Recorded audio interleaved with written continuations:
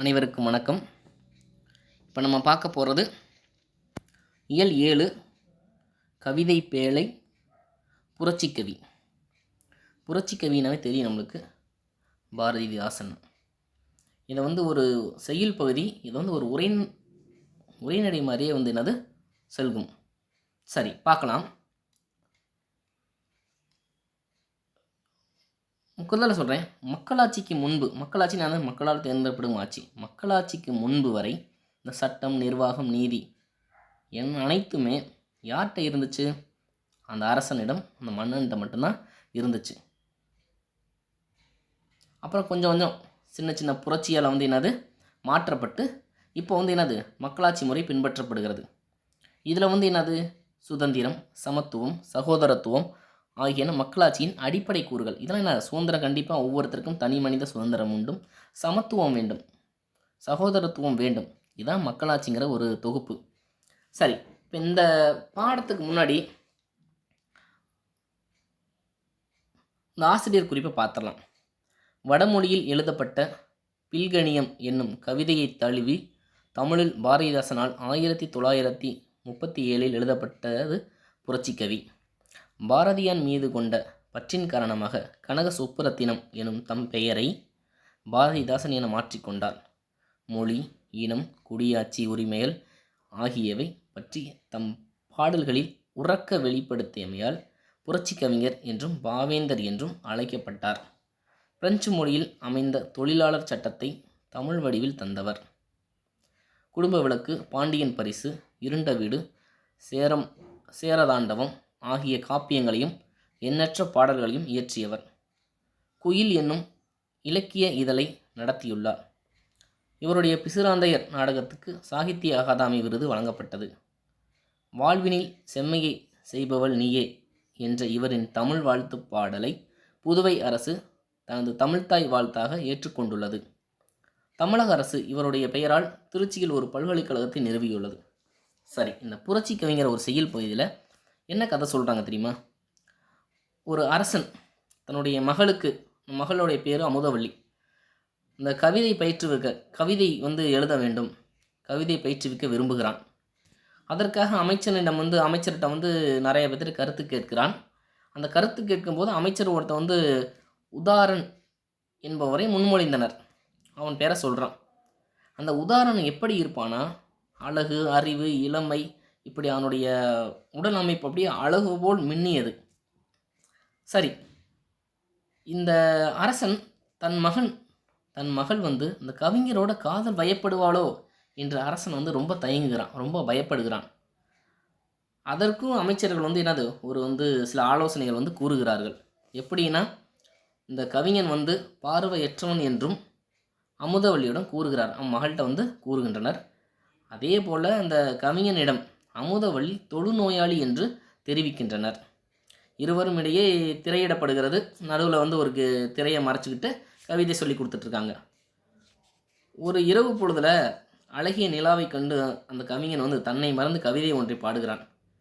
பார்வையற்றவன் எப்படி நிலாவை பார்த்து கவிதை எழுத முடியும் என்று அவளுக்கு ஒரு சந்தேகம் ஏற்படுது. அமுதவள்ளி அந்த திரையை விலக்கி பார்க்குறான். ஒரு ஆண்மகன், அழகிய ஆண்மகனை கண்டு அவனை விரும்பத் தொடங்குகிறான். அவனை ரொம்ப விரும்பத் தொடங்குகிறான். இந்த விருப்பம் அரசனுக்கு தெரிய வருகிறது. இந்த 2 பேர் என்ன விரும்புகிறது அரசனுக்கு தெரிகிறது. இதை விரும்பாத அரசன் அந்த கவிஞனை குற்றவாளியாக்கி மரண தண்டனை விதிக்கிறான். அதுக்கு அந்த அமுதவள்ளி அதை எதிர்க்கிறாள். எப்படி? நானும் தானே தவறு செஞ்சேன், ஏன் அவங்களுக்கு மட்டும் தண்டனை கொடுக்குறீங்க அப்படின்னு இந்த எதிர்க்கிறாள். இந்த எதிர்க்கும்போது அந்த மரண தண்டனைக்கு அடுத்ததாக என்ன சொல்லுகிறான்? மரண தண்டனை விதிச்சிட்டாங்க. அதுக்கப்புறம் அவனுடைய கருத்துக்களை, அவனுடைய பாடலை இந்த பாடப்பகுதியில் பார்க்கலாம். சரி, இந்த பாடுங்க. உயிர் எமக்கு வெள்ளமல்ல. உயிர் எமக்கு வெள்ளமல்ல. உயிர் எனக்கு என்ன வெள்ளம்னு என்ன தெரியுமா? ஒரு இனிப்புன்னு சொல்லலாம், சுவைன்னு. அது எனக்கு உயிர் ஒரு பொருட்டே கிடையாது அப்படிங்கிறது. இது காதலனை கொலைக்களத்துக்கு அனுப்ப கண்டு கண்ணி என்னை மன்னிக்க கேட்டுக்கொண்ட நீதி நன்று மந்திரியே, இவன் இறந்தால் நிலைத்திடும் என் உயிர் எனவும் நினைத்து விட்டாய். சாதலெனில் இருவருமே சாதல் வேண்டும். தவிர்தனில் இருவருமே தவிர்தல் வேண்டும். ஓதுக இவ்விரண்டில் ஒன்று மன்னவன் வாய். உயிரியமக்கு வெல்லமல்ல என்றால் மங்கை. நல்லா தெரிஞ்சுக்குங்க. இந்த காதலனை கொலைக்களத்துக்கு அனுப்பி நான் மன்னிப்பு கேட்பது உங்கள் நீதி. நல்லா இருக்கா? காதலனை கொலைக்களத்துக்கு அனுப்பியாச்சு, நான் வந்து உங்கள்கிட்ட மன்னிப்பு கேட்டால் இது ஒரு நீதியா? மந்திரிகிட்ட கேட்குறான். ஒன்று அவன் இறந்த பிறகு என் உயிர் மட்டும் என்ன நிலைக்கப் போகுதா கேட்குறா. அவன் செத்ததுக்கப்புறம் என் உயிர் மட்டும் என்ன நினைத்து விட்டாயினா, என் மட்டும் என்னது நினைக்க போகுதா? ஒன்று செத்தா ஒன்றாக சாக வேண்டும், இல்லை ஒன்றாக வாழ வேண்டும். உங்கள் மன்னனிடம் போய் சொல்லுங்கள், உயிர் வந்து எங்களுக்கு வெல்லம் அல்ல என்று கூறுகிறாள் அமுதவள்ளி. சரி, அந்த அமுதவள்ளி பேச்சு பேசிட்டாங்க. அடுத்து கடைசி பேச்சுன்னு ஒரு இருக்கு பாருங்க. கடைசி பேச்சு அடுத்து இவன் சொல்கிறான் பாருங்க. கொலைக்களத்தில் கொலைஞர்களும் அதிகாரங்களும் கொண்டவரும் காதலரும் ஓர்பால் நின்றார். கொலைக்களத்தில் வந்து என்னது, அந்த கொலைஞர்னா நான் கொலை செய்ய வரவனும் அதிகாரங்களுடைய அதிகாரிகள் ஒரு பக்கமும் அந்த காதலர்கள் அந்த 2 பேரும் தனியாக வந்து என்னது நிற்கிறார்கள். அந்த கடல் போல் நாட்டார் வீடு பூட்டி அனைவரும் வந்திருந்தார். அலைகடல் போல் நாட்டார். ஐயையோ, ஒரு அரசிக்கு வந்து தண்டனை கொடுக்க போகிறாங்களா அப்படின்னு எண்ணி அங்கே நிறைய கடல் போல் கூட்டங்கள் வந்திருக்குது. அப்புறம் உதாரணனுக்கு சிலைக்கு நிகர் மங்கை கடைசியாக சில பேசி பேச்சிடுக. இந்த சிலைக்கு நிகர் மங்கைனா அந்த அமுதவள்ளி தான் சொல்கிறாங்க. கொஞ்சம் நீங்கள் வேற சாக போகிறீங்க, கடைசியாக ஏதாவது பேசு என்று அந்த தலைப்பாக அணிந்தவர் சொல்லுகிறான். இந்த தலைப்பாகை அதிகாரி வெடிதந்திட்டான்.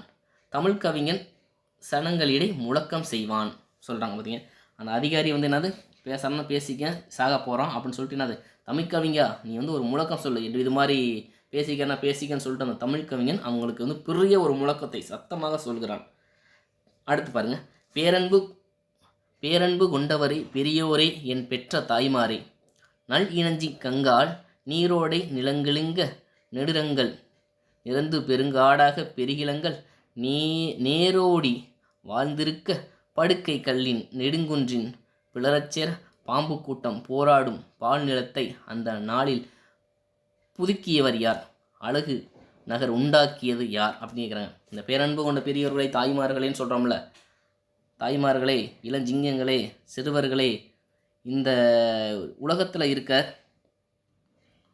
இந்த உலகத்தை யார் வந்து இந்த பால் வடிஞ்ச நிலத்தை, இப்படி கல்லும் கரடுமாக இருந்த நிலத்தை, பாம்பு கூட்டம் இருந்துச்சு, கல்லும் கரடுமாக இருந்த நிலத்தை யார் வந்து அழகு செதுக்கியது அப்படின்னு வந்து என்னது கேட்குறான்.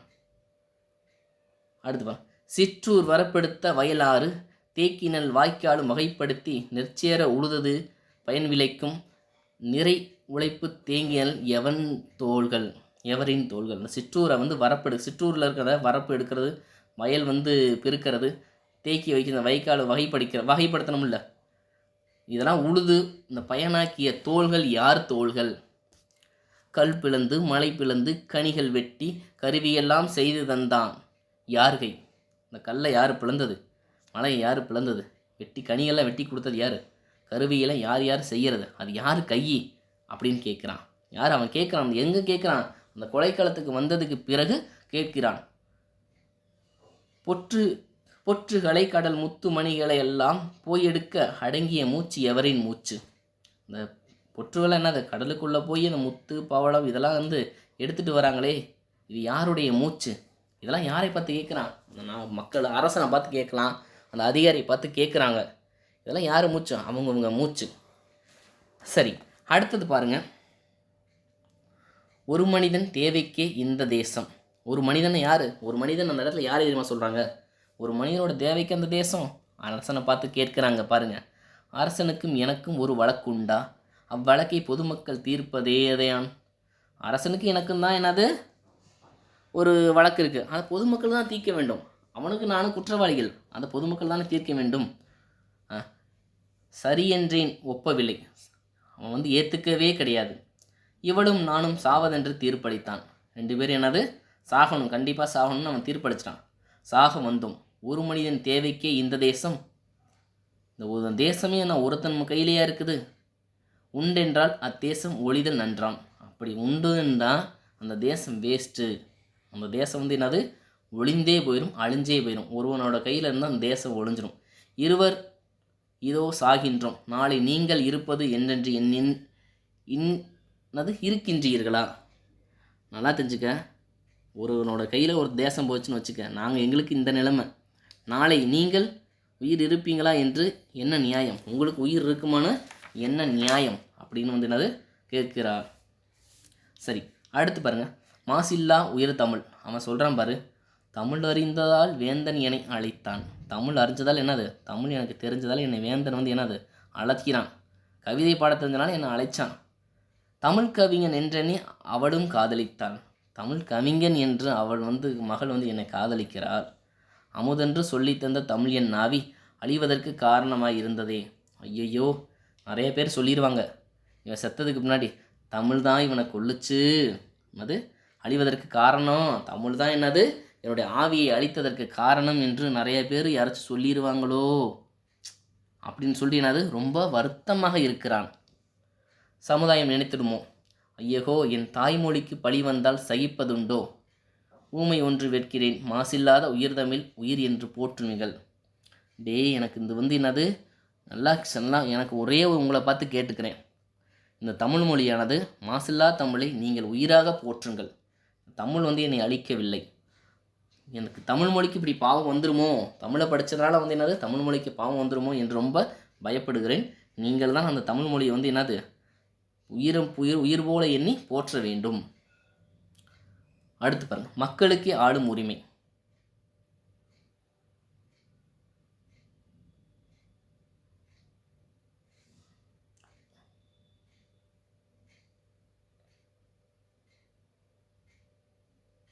ஒரு நிமிஷம்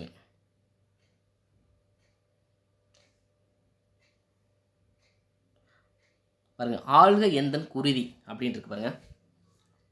வாழிய எந்நாடு பொன்னாடாக. அவன் சொல்கிறான், இந்த நாடு வந்து என்னது எப்போதும் என்னுடைய நாடு பொன்னாடாக விளங்க வேண்டும். வாழியினர் பெருமக்கள் உரிமை வாய்ந்தே. இங்கே இருக்க வாழ்கிற மக்கள் எல்லாமே உரிமையோடு வாழ வேண்டும். உரிமை இல்லாமல் ஒருவர் கையில் உரிமை இல்லாமல் ஒருவர் கையில் உரிமை இருக்கக்கூடாது. எல்லார் கையிலும் என்னது உரிமை இருக்க வேண்டும். வீழிய போல் மண்ணிடையே வீண் வில்லி கொல்லி வீழ்வது போல் தனித்தாலும் கொடிய ஆட்சி. இந்த ஆட்சி வந்து எப்படி இருக்கணும், விண்மீன் அங்கேருந்து வரக்கூடிய விண்மீன் எப்படி அழிஞ்சு போகுதோ, அந்த மண்ணுக்கு வரும்போது விண்மீன் அழிஞ்சு போயிடும். கொல்லி மாதிரி வர நெருப்பு வந்து என்னது வீழ்வது போல் அழிஞ்சு போயிடும். அதே மாதிரி இந்த கொடிய ஆட்சியானது என்னது அழிய வேண்டும். ஏழையினேன் கடைசி முறை வணக்கம் செய்தேன். அந்த ஏழையாக இருக்கேன், உங்கள்கிட்ட கடைசியாக ஒரு வணக்கம் சொல்லிடுறேன். என் பேரியர் அன்னையர் பெரியவங்க இருக்கீங்க, அன்னை இருக்கீங்க, ஏகு நின்றேன் ஆள்கை என்றான். குருதியெல்லாம் அன்பு நாட்டில் ஆள்கை என்றான். தலை குளிந்தான் கத்தியின் கீழ். நல்லா இதெல்லாம் சொல்லிட்டு, அன்பு மக்களே இந்த நாட்டுக்காக நான் உயிரை விடுறேன் அப்படின்னு சொல்லிட்டு தலை வந்து என்னது குனிகிறான். கொலையாளி உயிர் தப்பல். படிகத்தை பாலாபிஷேகம் செய்து பார்ப்பது போல் அமுதவழி கண்ணீர் வெள்ளம் அடிசேர்தல் கண்டார்கள் அங்கிருந்தோ ஆவென்று கதறினாள். படிகத்தை கண்டிப்பாக நான் ஒரு படிகம்னு பார்த்துருப்பீங்க. ஒரு படிகத்தை வந்து பாலாபிஷேகம் செஞ்சு எல்லா அபிஷேகம் செஞ்சு வைப்பாங்கள்ல, அதே மாதிரி என்னது அவனை வந்து அந்த இதெல்லாம் செஞ்சுட்டு இருக்கும்போது அமுதவள்ளி எப்படி இருக்கா, அந்த கண்ணீர் கரையில் வந்து என்னது வெள்ளம் போல் வந்து என்னது குமிக்கிறாள். அப்போ என்ன சொல்கிறா பார் அமுதவள்ளி, அன்பு செய்தோர் படி மீது வாழாதோர் என்று சொல்லி பதபதைத்தாள். இவன் வந்து அன்பு செய்தனால இப்படி வந்து ஒரு பழிக்கு பாழாயிட்டானே. இதை கேட்ட தேசங்கள் கொடி நன்றேன் கொடுவாளை பறித்தார். அவன் வந்து கதறா, என் மீது அன்பு செஞ்சதுனால இவன் வந்து கொலையாளத்தில் இருக்கிறானே, கொலைக்களத்தில், இது ஒரு தேசமா அப்படின்னு சொல்லிட்டு இருக்கும்போதே அங்கிருந்தவர்கள் அந்த வாளை பறித்தார்கள். அந்த கொலையாளர் உயிர் தப்ப ஓடலானார். அந்த கொலையாளன்னு என்ன, கொலை செய்ய வந்தான் தெரியுமா, அவனு குடுகுடுன்னு எல்லாம் என்னது ஓடியே போயிட்டான். செல்வமும் உரிமையும் மக்களுக்கே. கவிஞனுக்கும் காதலிக்கும் மீட்சி தந்தார்கள். நல்லா தெரிஞ்சு அதன் பிறகு வந்து என்ன, அந்த கவிஞனுக்கும் காதலிக்கு வந்து என்னது உயிர் தந்துட்டாங்க. அதை பார்த்துட்டு என்னது காவலன் போல் தூதொன்று போகச் சொன்னார்கள். காவலன் போல் ஒருத்தனை வந்து இந்த மன்னன்ட்ட போய் என்னது தூது போகச் சொன்னார். இந்த புவியாட்சி தனி உனக்கு தாரோம் என்ற, இந்த புவியில் இருக்க ஒரு ஆட்சியை வந்து உனக்கே தந்துடுறான், எங்களுக்கெல்லாம் வேணாம், இந்த ஆட்சியில் யாரும் இருக்க மாட்டான், போய் உரைப்பாய் என்றார்கள். இந்த ஆட்சியில் யார் இருக்க மாட்டோம், நீயே மட்டும் ஆட்சி செஞ்சுக்க, நீயே இருந்துக்கன்னு சொல்லிட்டு போய் சொல்லு அப்படின்னு சொல்லிட்டு என்னது அங்கே இருக்கவர்கள் சொல்கிறான், அந்த கவிஞனும் போய் சொல்லுகிறான். போகும் முன்பே செவியினிலை ஏறிற்று போனான் வேந்தன். போகிறதுக்கு முன்னாடி இந்த செய்தியை வந்தெல்லாம் இவன் அறிஞ்சிட்டான், கேட்டுட்டான். செல்வமெல்லாம் உரிமையெல்லாம் நாட்டாருக்கே. ஐயோ இப்படி நடந்துருச்சேன்னு சொல்லிட்டேன்னா அது அரசன் ரொம்ப வருத்தப்பட்டு, இந்த செல்வம் அந்த உரிமை எல்லாமே எங்களுடைய நாட்டாருக்கு, நாட்டு மக்களுக்கே வச்சுக்குங்க, இவையின்றி எய்ததற்கு சட்டம் செய்தார். இதை மாதிரி எல்லாமே சட்டம் செஞ்சுட்டான். எப்படி செஞ்சுட்டான்? என்னுடைய நாடும் எல்லா நாட்டும் அவங்களுக்கு சம உரிமை உண்டு, எல்லாம் போய் சொல்லுங்க, இந்த நாடு அவங்க நாடு, குடியாட்சியாக மாறிடுச்சு, என்னுடைய ஆட்சி கிடையாது மக்களாட்சியாக மாறிடுச்சு என்று சட்டமே போட்டுட்டார். நடுவில்லை நலம் எல்லாம் வாய்ந்தது அங்கே. அந்த ஊரில் என்னது, அதற்கப்புறம் என்னது, மக்களாட்சியே ஏற்படுது என்று அவன் என்னது மன்னன் ஒப்புதல் அளித்தான்.